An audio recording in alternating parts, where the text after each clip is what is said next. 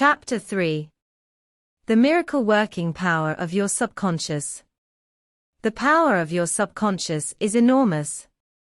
It inspires you, it guides you, and it reveals to you names, facts and scenes from the storehouse of memory.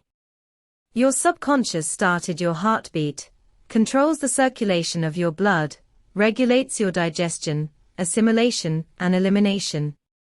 When you eat a piece of bread, your subconscious mind transmutes it into tissue, muscle, bone, and blood. This process is beyond the ken of the wisest man who walks the earth.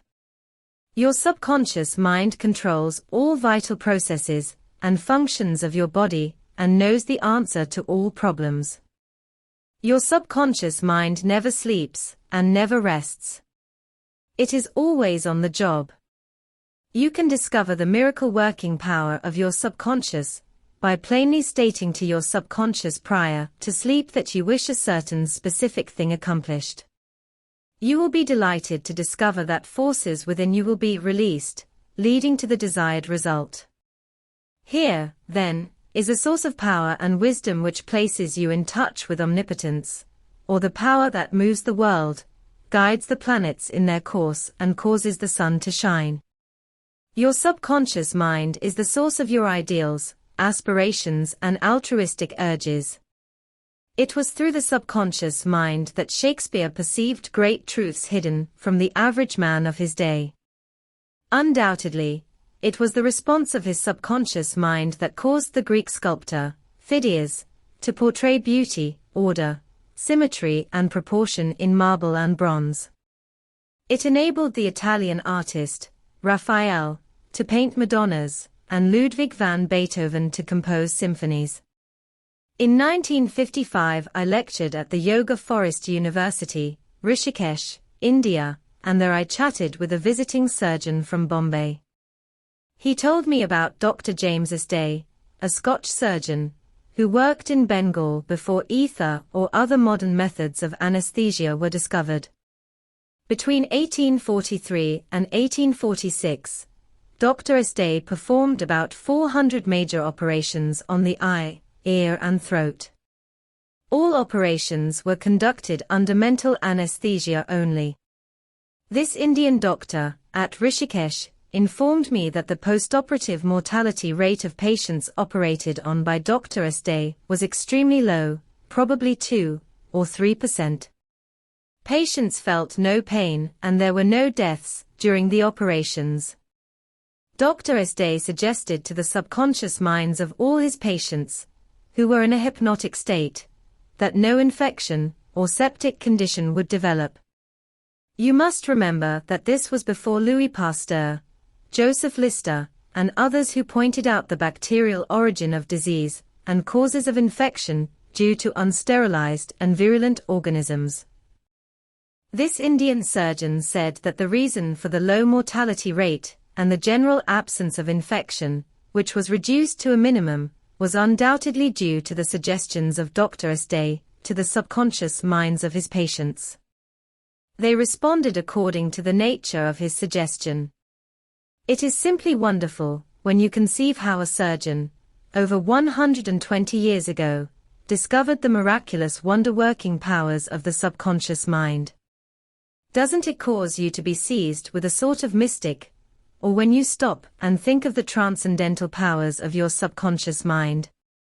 Consider its extrasensory perceptions, such as its capacity for clairvoyance and clairaudience, its independence of time and space, its capacity to render you free from all pain and suffering, and its capacity to get the answer to all problems, be they what they may.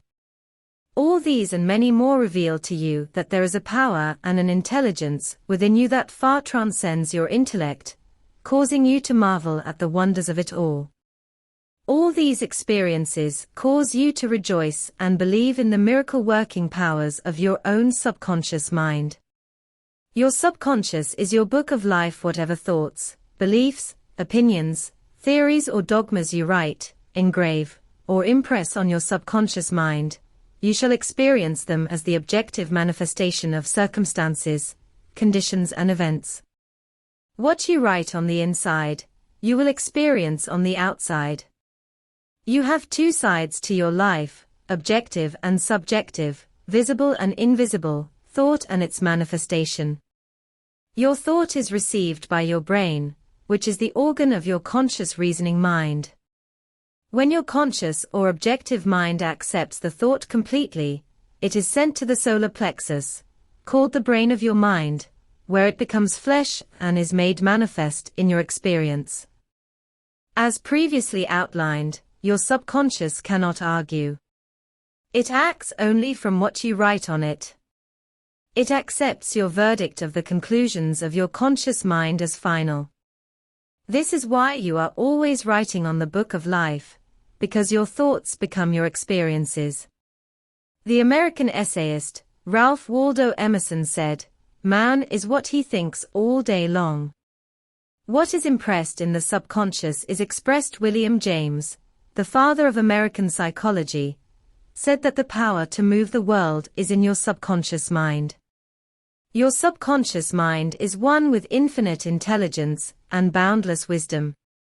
It is fed by hidden springs, and is called the law of life. Whatever you impress upon your subconscious mind, the latter will move heaven and earth to bring it to pass. You must, therefore, impress it with right ideas and constructive thoughts. The reason there is so much chaos and misery in the world is because people do not understand the interaction of their conscious and subconscious minds. When these two principles work in accord, in concord, in peace and synchronously together, you will have health, happiness, peace and joy. There is no sickness or discord when the conscious and subconscious work together harmoniously and peacefully. The tomb of Hermes was opened with great expectancy and a sense of wonder, because people believed that the greatest secret of the ages was contained therein. The secret was as within, so without, as above, so below. In other words, whatever is impressed in your subconscious mind is expressed on the screen of space. This same truth was proclaimed by Moses, Isaiah, Jesus, Buddha, Zoroaster, Laots and all the illumined seers of the ages. Whatever you feel as true subjectively is expressed as conditions, experiences and events. Motion and emotion must balance. As in heaven, your own mind, so on earth, in your body and environment. This is the great law of life. You will find throughout all nature the law of action and reaction, of rest and motion. These two must balance, then there will be harmony and equilibrium. You are here to let the life principle flow through you rhythmically and harmoniously. The intake and the outgo must be equal. The impression and the expression must be equal. All your frustration is due to unfulfilled desire. If you think negatively, destructively and viciously, these thoughts generate destructive emotions, which must be expressed and find an outlet. These emotions, being of a negative nature, are frequently expressed as ulcers, heart trouble, tension and anxieties. What is your idea or feeling about yourself now? Every part of your being expresses that idea. Your vitality, body, financial status, friends and social status represent a perfect reflection of the idea you have of yourself. This is the real meaning of what is impressed in your subconscious mind, and which is expressed in all phases of your life. We injure ourselves by the negative ideas which we entertain. How often have you wounded yourself by getting angry, fearful, jealous or vengeful? These are the poisons that enter your subconscious mind. You were not born with these negative attitudes. Feed your subconscious mind life-giving thoughts, and you will wipe out all the negative patterns lodged therein. As you continue to do this, all the past will be wiped out and remembered no more. The subconscious heals a malignancy of the skin. A personal healing will ever be the most convincing evidence of the healing power of the subconscious mind. Over 40 years ago, I resolved a malignancy of the skin through prayer. Medical therapy had failed to check the growth, and it was getting progressively worse. A clergyman, with a deep psychological knowledge, explained to me the inner meaning of the 139th Psalm, wherein it says, "In thy book all my members were written, which in continuance were fashioned, when as yet there was none of them." He explained that the term book meant my subconscious mind, which fashioned and molded all my organs from an invisible cell. He also pointed out that inasmuch as my subconscious mind made my body, it could also recreate it and heal it according to the perfect pattern within it. This clergyman showed me his watch and said, this had a maker, and the watchmaker had to have the idea first in mind before the watch became an objective reality, and if the watch was out of order, the watchmaker could fix it. My friend reminded me that the subconscious intelligence, which created my body, was like a watchmaker, and it also knew exactly how to heal, restore and direct all the vital functions and processes of my body, but that I had to give it the perfect idea of health. This would act as cause, and the effect would be a healing. I prayed in a very simple was as follows. My body and all its organs were created by the infinite intelligence in my subconscious mind. It knows how to heal me, its wisdom fashioned all my organs, tissues, muscles and bones. This infinite healing presence within me is now transforming every atom of my being, making me whole and perfect now. I give thanks for the healing I know is taking place now. Wonderful are the works of the creative intelligence within me. I prayed aloud for about 5 minutes 2 or 3 times a day, repeating the above simple prayer. In about 3 months my skin was whole and perfect. As you can see, all I did was give life-giving patterns of wholeness, beauty and perfection to my subconscious mind, thereby obliterating the negative images and patterns of thought lodged in my subconscious mind, which were the cause of all my trouble. Nothing appears on your body except when the mental equivalent is first in your mind, and as you change your mind by drenching it with incessant affirmatives, you change your body. This is the basis of all healing. Marvelous are thy works, and that my soul, subconscious mind, knoweth right well. Psalm 139 verse 14. How the subconscious controls all functions of the body. While you are awake or sound asleep upon your bed, the ceaseless, entire action of your subconscious mind controls all the vital organs of your body without the help of your conscious mind. For example, while you are asleep your heart continues to beat rhythmically, your lungs do not rest, and the process of inhalation and exhalation, whereby your blood absorbs fresh air, goes on just the same as when you are awake. Your subconscious controls your digestive processes and glandular secretions, as well as all the other mysterious operations of your body. The hair on your face continues to grow whether you are asleep or awake. Scientists tell us that the skin secretes much more perspiration during sleep than during the waking hours.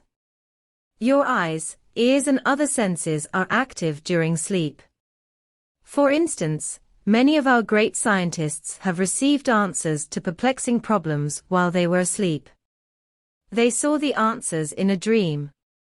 Oftentimes your conscious mind interferes with the normal rhythm of the heart, lungs and functioning of the stomach and intestines by worry, anxiety, fear and depression. These patterns of thought interfere with the harmonious functioning of your subconscious mind. When mentally disturbed, the best procedure is to let go, relax and still the wheels of your thought processes. Speak to your subconscious mind, telling it to take over in peace, harmony and divine order.